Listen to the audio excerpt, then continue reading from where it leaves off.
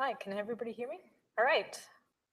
So hello, my name is Faustine. I'm a computer vision engineer at Descartes Labs. And today I'm going to talk about geospatial machine learning with Kubeflow pipelines.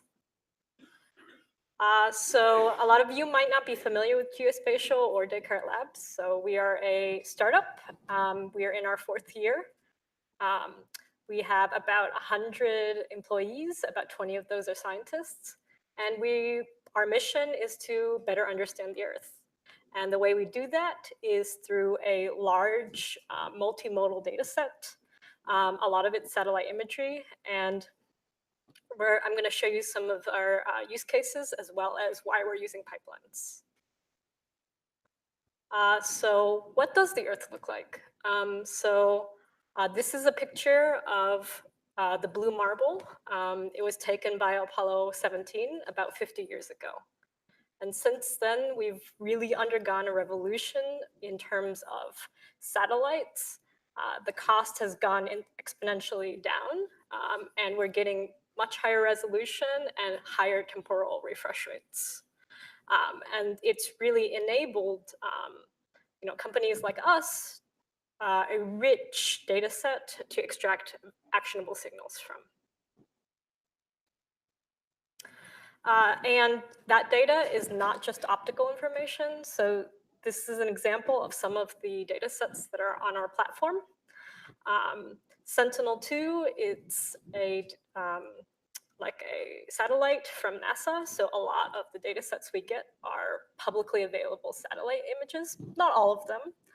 Some of them are SAR, so that actually means that the satellite is producing its own light signal, and those are cloud piercing. So you can see things that you wouldn't normally be able to see.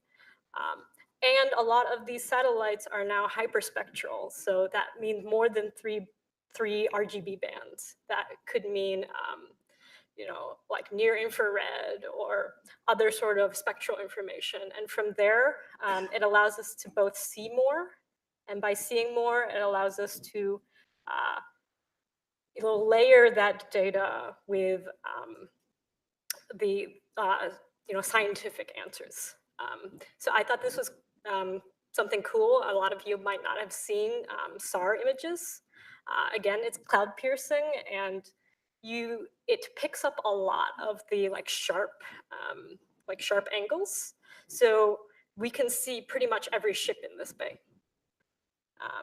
And a lot of industries now are realizing that because more and more satellite imagery is available, it's really disrupting people's non-digital supply chains.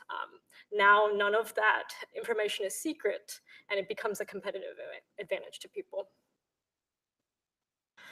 But we also do sort of basic geoscience or earth science, and that's a large part of our company culture, is investing in the planet. So some of the projects we've done is look at wildfires, and this is a wildfire in California in the optical band. But looking at the infrared, you can see the fire extent much, much clearly. And that's one of the examples of why by seeing more, we can do more. Here's another example of a crop field in Iowa. Actually, 4 years ago, our first product was a crop model. And here is an example of where we've overlaid predictions on, the yellow is corn and the green is soybeans. And then from there, we can actually do quite detailed crop modeling on how healthy is the plant and how much yield is going to occur. So a brief description of the computer vision domain problems that we're looking at. So they kind of fall into 3 categories: detecting, mapping, and monitoring. So an example of detection, this is detecting all the windmills in all of Canada. It uses some simple bounding box computer vision model, and it's looking at this very distinct structure with the long shadow. Here's an example of mapping. We've mapped, or we could map all the buildings in the US. This model was actually trained on OSM, which is OpenStreetMaps. And we do a pretty good job at detecting buildings. But of course, we have a lot of historical data too, and actually some of these satellite have refresh rates on the order of a couple days. So that allows us to do very rich change detection. This is an example of monitoring a water basin throughout the course of a year, and since this was a drought, it actually decreased significantly. None of the models that we use are all that fancy. What is really difficult is that as much as we'd like to, we can't really treat these models as a box. Can't say that data goes in and the answers come out. How do we get the data? And what do we do with the answers on the other side?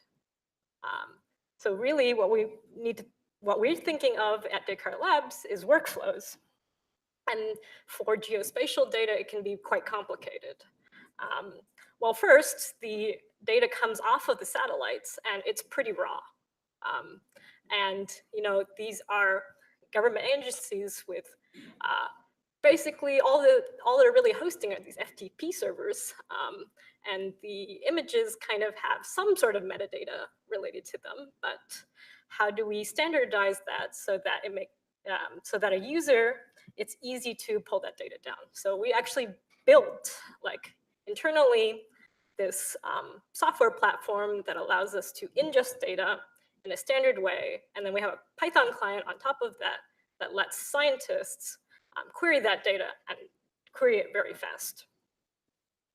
And of course, once we have data, then we need to label it, and often the labeling the ground truth data is quite challenging because a lot of the domain problems that we are looking at aren't digital native, right? And they haven't been collecting that data. So we have to get creative sometimes. And then, once we develop a model, it has to go through several training iterations. And internally, we've been struggling with, for each run, we have to store some metadata about what parameters we changed. And really, what we've done, so far, is just keep around some JSON schema files and check them in every once in a while in GitHub. And that's really not manageable. And then, once that model is trained, it gets stuck in a bucket somewhere, potentially forgotten or moved or something. And then, of course, it wouldn't be end-to-end if we didn't deploy that model. And for these geospatial models, it might be a little bit different from deployment to production that you might be used to. So our deployment workloads are really most often giant batch inference jobs. So a client might be interested in all the solar panels in the US, and then we will have to do inference on all the pixels in the US. And we have to deliver that answer quickly enough. So I'll go into some of these parts in a little bit more depth. I don't want to dive in too deeply, but just briefly talking about data ingest, and say that our data is more than just pixels. Each pixel has to know its location on the Earth, and it's complicated because, well, the Earth is spherical, and actually not perfectly spherical. It's oblate spheroid, and the images are flat, so they have to be projected, and each pixel has to know what part of the Earth it's associated with. And of course, there's various factors like atmospheric haze leads to distortions in the image, or there's clouds or things like that. So we have a whole ingest pipeline that tries to handle that. And then, well, we need the data, so we wrote a client library, and we host basically microservices that let you query over different data sources. And we have a Python client library that we can pull imagery. And in 4 lines of code, including importing our library, we get like, a map of Taos, New Mexico out. And this is pretty much instantaneous. And then the deployment, so actually this is a little bit clever. So our Python library, so our imagery actually just sits in a Google bucket, but it has metadata related to like a unique key for a tile on the Earth. And we sort of develop a tiling system so that each sub-image knows where it lives. And then, well, for these really, really big batch jobs, you can't just have one CPU core. It would take forever. It would take years. So we have this deploy script that tells you, okay, how do you pull the imagery? How do you, what model you should predict with any post-processing you need to do.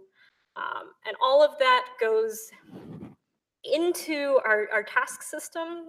It's an API that we host. It's kind of like interacting with it from the scientist perspective. It's kind of like calling a function. And that function will take your deployment script, pickle it, put it into a Docker container, and run it in Kubernetes. And you use all the nice things about Kubernetes, including this auto-scaling node pool. And we set a cap, but pretty much we get like really, really nice scaled compute. And then because each image knows where it lives, you can upload to a catalog and pretty much populate that catalog asynchronously. So at the end, you get a map of the world, but now with your inference on top of it. So this Kubeflow part. Why are we using Kubeflow? Well, the expectation is that, well, this is like a not too difficult thing. It should be pretty straightforward, right? And the reality is that it's more complicated than that. I didn't talk to you about model training, and that's probably because it's the least inspiring part of the whole thing. So currently, our scientists would have like a virtual machine in Google Compute Engine, and they would have to manage their own infrastructure. They put a GPU on it if they wanted GPU training. If they would put 2 GPUs if they wanted 2 GPUs. They would have to manage like, making sure CUDA is installed and whether CUDA talks to the right version of TensorFlow. And it was becoming kind of difficult because I would have to debug things like this. And I think that scientists shouldn't also be ops people too. While this is a nice story, it's actually kind of tricky because, well, this deploy script is pretty monolithic. It has to be pickled, so you run into issues with, well, if your local version of Python is different from the version that's running in the tasks system, then you get into weird states, and there's bad bugs that you can't debug easily. And from those pain points and several others, we were looking at what we could possibly do to fix it. So we've tried Kubeflow pipelines, and I think that it's very attractive for a couple reasons. So the stated goals that the machine learning should be reusable and reproducible, and it should be end-to-end, and it runs on Kubernetes. Those are all really attractive things, especially since all of our workflows at Descartes Labs are cloud native. We run, I think, 75 Kubernetes clusters to serve all of our microservices. So we're already in the sort of Kubernetes environment. Why not try Kubeflow? So I don't have to explain what Kubeflow is too much. You guys probably already know a lot, but one of the nice things is that each operation is containerized. So um, if somebody wanted to run a component that somebody else created, you write it once, then use it many times. And you don't have issues of like some scientists can't get it working because they can't install a package, or they didn't set up the right GPUs or whatever. It should just work. So this is a brief introduction, a little bit of a hello world pipeline. This is an example of the domain-specific language that Kubeflow Pipelines has. You pretty much wrap a Python function with a decorator that says that it's a pipeline, and then you have operations that have a little bit of metadata along with a command, and those operations know like what their inputs and outputs are, so you have a whole graph of operations. And then this pipeline says, hello, Kubeflow contributor summit. So what we like about pipelines is that you can compose these components to be arbitrarily complex, and for our computer vision workflows, it's important, but also internally we have a lot of like non-computer vision workflows where it's actually like very domain-specific, like domain-specific code and domain-specific models, and we like that it's fairly agnostic to the like sort of packages or environment that we use. So as said before, there's like more and more custom components, or more and more components being made, and you can also make your custom ones. So this is an example of a common like computer vision workflow we have. There's like pipeline parameters that are you input at runtime. Some of them are kind of hidden away in these like schema making steps. So things that are common to that model, you don't have to expose them as knobs for an end user. And we also like that you can easily experiment with pipelines. One of the nicest things is native TensorBoard integration, where if a training step embeds this TensorBoard web app, you can open it and see and compare all the runs. And actually, this is great because previously, if you have scientists working on their own VMs, it became kind of painful to do parallel experiments. Really, we didn't do that at all. But in Kubeflow pipelines is really easy. All you need to do is launch 2 runs, and in the background, Kubernetes is, running those 2 pipelines in different Docker containers. So then finally, things like hyperparameter sweeps are possible. And we kind of like a lot of the features that Pipeline has on the deployment side. Things like it just works well with our cloud workflows. Things like it uses Kubernetes node pools, including GPUs and TPUs. So it should be fairly transparent to upgrade your infrastructure backend. And things like Docker containers, encapsulating environments, means that we have one environment and people know that their code works in that environment from experimentation to deploying. And nobody else has talked about this. I'll mention it briefly. We like that pipelines will be supported in AI Hub. And AI Hub is sort of like a repository of data science assets. And one of them is pipelines. And we find this really, really useful because we have a discoverability issue internally where everybody's kind of using their own research code. It's like poorly documented, and suddenly somebody else wants to run the first person's model. They really can't. And especially since, in our organization, we have hundreds of GitHub repos. Really, if you wanted to onboard somebody, it would be hard to say, yeah, find this particular project somewhere. It would be completely buried. So we like that pipelines will be supported and like easily published and discoverable in the future. And to wrap up, I'm gonna just show a couple more pretty photos. This is, science at scale. So we are actually deploying some really impressive stuff. So for example, we have a tree model. It detects all the trees, potentially all the trees in the world, but it's run over a couple of regions in the US so far. This is from a Medium article by Tim Wallace, who's our awesome data viz guy. He used to work at the New York Times. And these are all the trees in New York City. Here's another one. Here's a global NO2 map. So nitrogen dioxide is a component of smog. It's also an indicator of burning organic matter.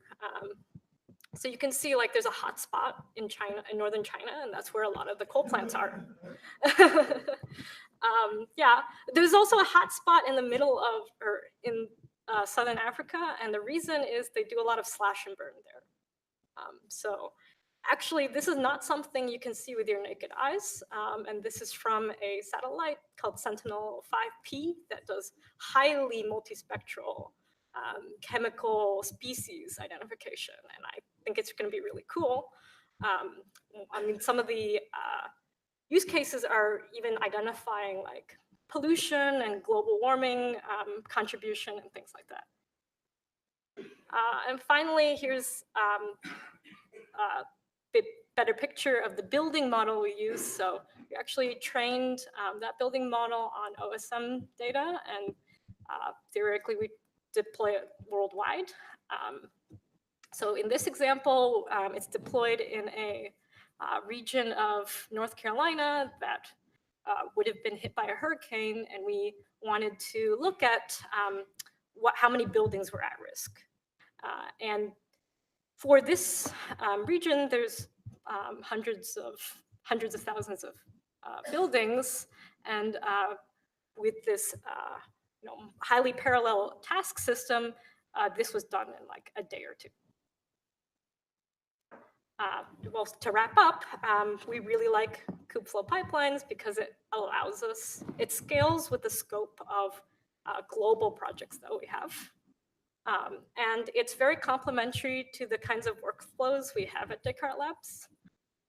And we are excited to see the progress that Kubeflow pipelines is having. It'll be richer, more fully featured, more discoverable. Here's a little bit more information about Kubeflow, and here's a little bit of information about us. Thank you very much.